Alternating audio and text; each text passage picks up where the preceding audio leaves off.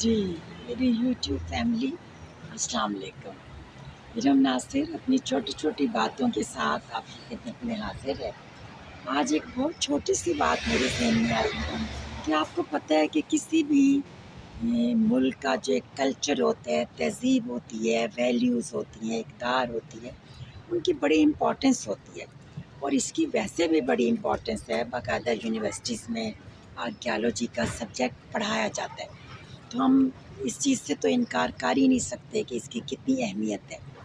اسی طرح پھر مینرزم کی اگر ہم بات کریں تو ان کو بھی بہت فوقیت دی جاتی ہے۔ ایون یہاں یو کے میں بھی اگر آپ انڈر گراؤنڈ ٹرین میں سفر کر رہے ہیں تو اس میں عام طور پر بینکرز ہیں یا اسٹاک ایکسچینج میں کام کرنے والے ہیں یا وکیل ہیں یا ٹیچرز ہیں، اس طرح کافی بڑے بڑے لوگ جو ہوتے ہیں ایجوکیٹڈ، وہ سفر کر رہے ہوتے ہیں، اور وہ اپنی، آپ بلیو کیجئے کہ باڈی لینگویج سے پہچانے جاتے ہیں۔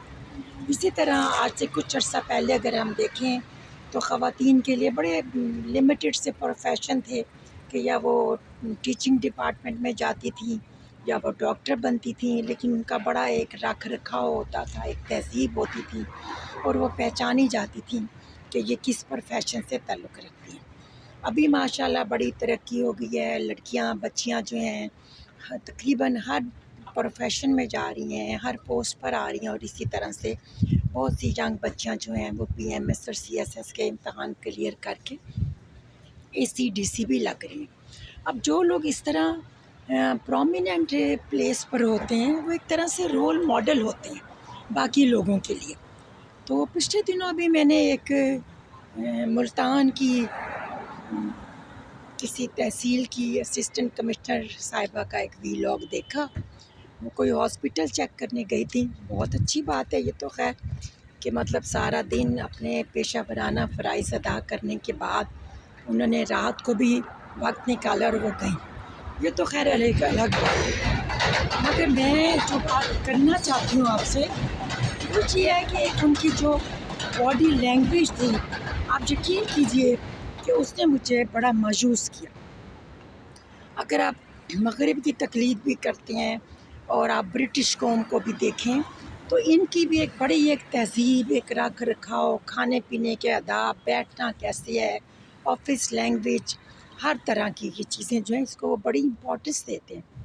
تو وہ اسسٹنٹ کمشنر صاحبہ ایک طرح سے مطلب رول ماڈل تھیں کہ لوگ ان کو دیکھتے ہیں، اور ظاہر ہے جو اس طرح کے عہدوں پر لوگ ہوتے ہیں لوگ انہیں فالو بھی کرتے ہیں۔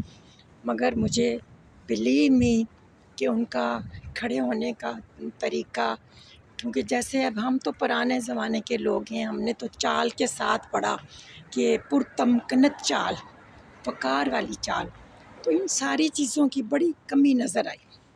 تو دل چاہا کہ میں آپ سے بات کروں تاکہ میں آپ کو یہ ایک چھوٹی سی بات سمجھا سکوں کہ یہ چھوٹی چھوٹی چیزیں آپ کی شخصیت پہ بڑا اثر ڈالتی ہیں۔ اپنا خیال رکھیں، پھر ملیں گے انشاءاللہ چھوٹی چھوٹی باتوں کے ساتھ۔ اللہ حافظ۔